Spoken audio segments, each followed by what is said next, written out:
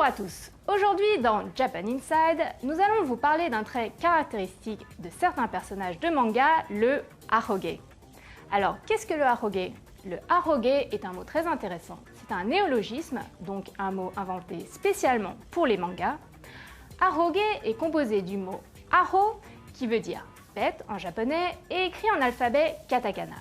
Je rappelle qu'en japonais, il existe deux alphabets, le hiragana, qui est souvent usité pour écrire les mots originaux japonais, mais aussi les particules préfixes et suffixes, et le katakana, usité pour écrire des onomatopées ou des mots étrangers. Souvent dans les mangas, le katakana est utilisé même pour écrire des mots japonais originaux, car il donne un sens comique ou exotique. Donc Aro, qui veut dire tête, et Ke, qui veut dire cheveux. Aroge renvoie en fait aux personnages qui ont cette mèche rebelle sur la tête et qui est souvent le signe de leur innocence ou de leur bêtise.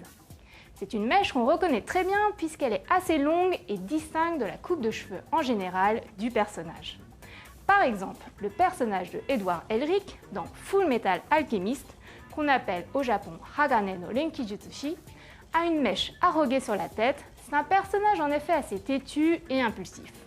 Ou encore, il y a le personnage de Ahiru dans Princesse Tutu, qui est un canard qui s'est transformé en princesse. Le personnage est gentil mais maladroit, d'où le Aroge. Bon, est-ce que j'ai un Aroge sur la tête? À bientôt sur le prochain Japan Inside.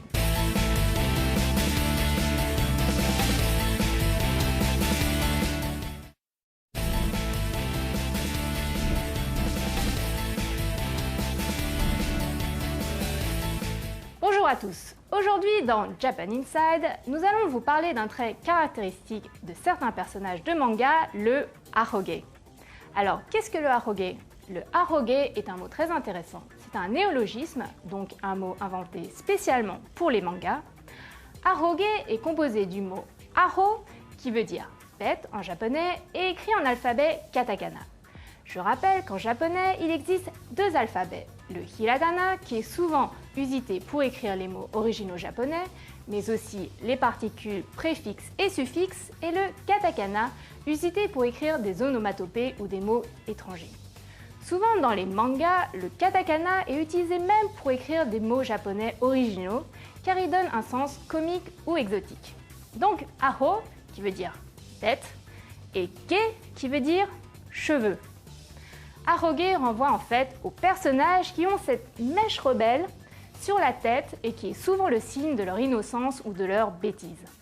C'est une mèche qu'on reconnaît très bien puisqu'elle est assez longue et distincte de la coupe de cheveux en général du personnage.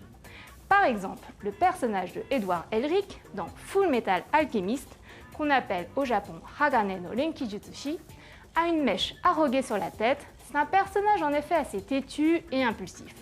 Ou encore, il y a le personnage de Ahiru dans Princesse Tutu, qui est un canard qui s'est transformé en princesse.